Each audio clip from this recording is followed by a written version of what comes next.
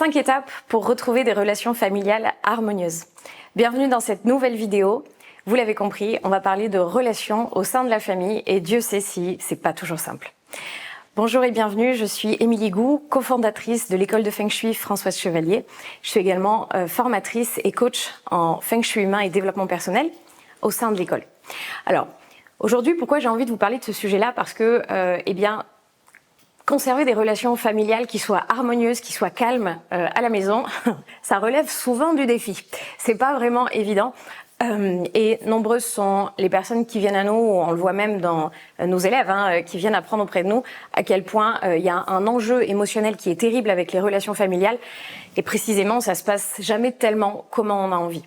Par contre, en maîtrisant les bonnes étapes et en sachant quoi travailler et quoi améliorer pour pouvoir retrouver l'harmonie à la maison, et bien vous allez voir que ça va pouvoir tout changer.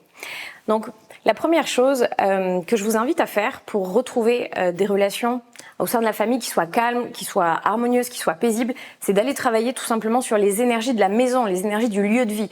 Dieu sait si on vous en parle. Ce que vous savez pas, en fait, c'est qu'il y a plein d'énergies cachées dans votre maison, sous votre maison, qui ont un impact énorme sur les comportements de toute la famille. Pourquoi? Parce que ces énergies géobiologiques, principalement, elles viennent tout simplement impacter notre énergie personnelle. Ça nous pompe littéralement de notre énergie, ça baisse notre énergie. Avec ça, comment voulez-vous être de bonne humeur? C'est hyper compliqué. Ce qui fait que une réaction ou un petit mot de travers, d'un coup, on va le prendre mal, on va être fatigué. Pour certaines personnes, on a des maux de tête. C'est super difficile de tolérer le bruit des enfants, par exemple, quand on a mal à la tête. Et du coup, on peut pas gérer autrement. On s'énerve tout d'un coup. Donc, travailler sur les énergies du lieu de vie, ça va vous permettre de retrouver le calme et de calmer justement cette sensation de tension, d'électricité qu'il peut y avoir parfois à la maison. Je repense à une de nos élèves avec qui je parlais il y a pas très longtemps et elle me disait mais je comprends pas, dès le matin en fait la moindre réflexion, j'ai envie de sauter dessus, j'ai envie de mordre, je suis hyper agressive et je comprends pas. Et en effet, on a travaillé du coup sur les énergies de la maison et elle a retrouvé son calme. Et on se rend bien compte à ce moment-là que la réflexion n'avait pas pour but en fait de venir la piquer, mais simplement c'est elle qui n'avait plus aucune patience et plus aucune énergie pour tolérer ça. Donc première étape, travaillez vraiment les énergies sur votre lieu de vie. On peut vous y aider avec grand plaisir. Deuxième étape que je vous invite à aller explorer pour retrouver des relations plus calmes et plus harmonieuses, c'est d'aller clairement identifier les attentes que vous avez sur les membres de votre famille. Je pense particulièrement à la personne qui partage notre vie quand on vit en couple, que ce soit votre compagnon, votre compagne. C'est de se rendre compte que la majeure partie du temps, on a des attentes sur la personne qui partage notre vie. Simplement, on lui dit pas. Et comment voulez-vous que cette personne qui partage notre vie puisse lire dans nos pensées? C'est juste impossible. Et c'est comme avec les enfants.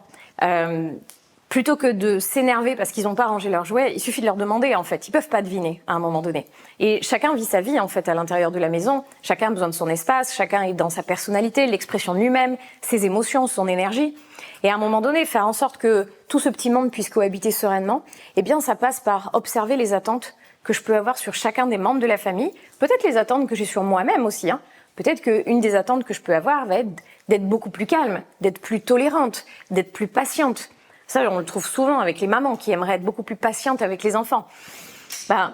C'est juste reconnaître ça, que oui, j'ai ces attentes-là. Et les attentes, en fait, une fois qu'elles sont présentes et qu'elles sont développées, le problème, c'est qu'elles génèrent l'inverse de ce que vous voudriez.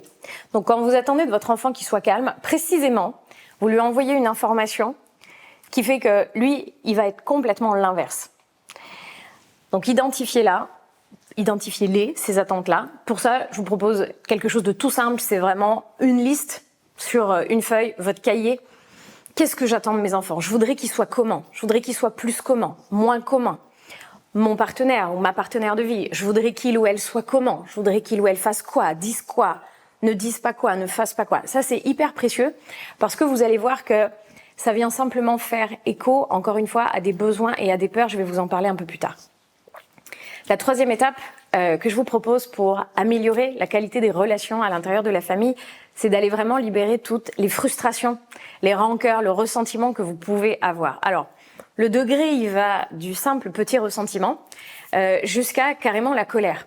Le problème, c'est que quand vous le gardez à l'intérieur de vous, que c'est enfoui, retenu tue, parce qu'on est quand même dans une société où on nous apprend dès le plus jeune âge que se mettre en colère, c'est super mal, donc il faut pas le faire. Du coup, on garde tout ça à l'intérieur de nous, on le dit pas, on le tait, on le cache. Le problème, c'est que l'énergie de cette frustration, l'énergie de cette colère, elle est là, à l'intérieur de vous. Et les personnes qui vivent avec vous les ressentent, ces énergies-là. Et vous savez, c'est la loi d'attraction, c'est je vais recevoir ce que j'envoie. Et même si je l'envoie pas consciemment, ce ressentiment, quand je l'ai encore à l'intérieur de moi, les personnes qui vivent autour de moi les ressentent et vont venir appuyer précisément sur ce ressentiment.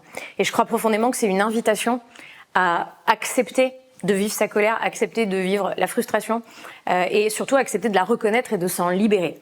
Alors, pas en jetant tout un tas de reproches au visage de votre partenaire de vie, ça servirait à rien, mais voilà, trouver une solution, un exercice. Pour certains, ça peut être aller crier dans la nature, pour d'autres, ça va être une lettre exutoire, pour d'autres, ça va être faire du sport, se défouler. Mais en tout cas, c'est autoriser cette frustration, cette colère, cette rancœur. Partout où vous avez la sensation que vous n'avez pas été respecté, que ça s'est pas passé comme vous vouliez, où vous n'avez pas été entendu, vous n'avez pas été comprise, libérez-la le plus possible. Faute de quoi, le reste de la famille va continuer à venir l'alimenter, parce que c'est une vraie invitation à l'accepter et à la faire sortir, cette colère, cette frustration. Ne négligez pas ce point-là. Le quatrième point, quatrième étape, ultra importante pour retrouver des relations harmonieuses, c'est d'aller identifier ses besoins. Et derrière les besoins, il faut comprendre qu'il y a un manque. Si j'ai besoin de me sentir comprise par la personne qui partage ma vie, ça veut dire probablement que toute ma vie, j'ai eu la sensation de pas tellement être comprise. Si j'ai l'impression de manquer de soutien, par exemple, d'aide, eh bien, c'est probablement que je me rends compte que je prends énormément de choses à ma charge. Peut-être que personne ne me l'a demandé, mais j'ai du mal à faire autrement. Et voilà, identifier ces manques, ces besoins, en fait, à quoi ça vient vous renvoyer, de quoi vous auriez besoin, ça va être un point super important pour passer dans la dernière étape de la relation, qui est communiquer sereinement. Et en fait, le problème, c'est que tant qu'on n'a pas identifié les attentes qu'on a sur notre partenaire de vie, par exemple, qu'on n'a pas libéré la colère, la rancœur, la frustration, tous les petits trucs qui nous sont restés en travers, qui sont accumulés au fil des journées quand même, tant qu'on n'a pas identifié les besoins qu'on a besoin justement de faire respecter, qui ont besoin d'être nourris, parfois nos blessures aussi. Les blessures ne sont pas forcément des problèmes, ça peut être aussi tout simplement des fragilités qu'on peut avoir, des besoins dont il faut prendre soin. Et les personnes qui partagent nos vies sont là aussi pour ça, pour pouvoir en prendre soin. À une seule condition, qu'on soit capable de les leur communiquer, qu'on soit capable de leur expliquer, qu'on soit capable de le leur dire.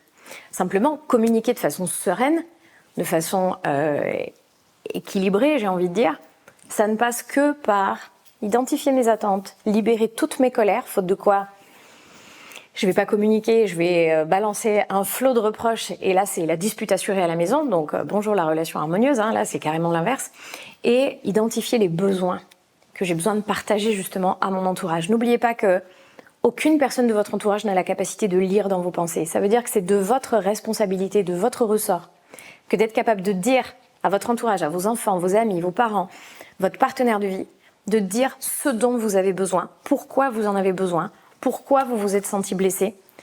Et du coup, plutôt en mode, voilà ce que moi j'ai ressenti et voilà de quoi moi j'aurais besoin. Est-ce que tu crois que c'est possible ? Voilà comment vous allez pouvoir communiquer sereinement et avec aussi ces 5 étapes, pouvoir retrouver des relations familiales beaucoup plus harmonieuses, beaucoup plus calmes et plus apaisées. Je vous dis à bientôt pour une prochaine vidéo.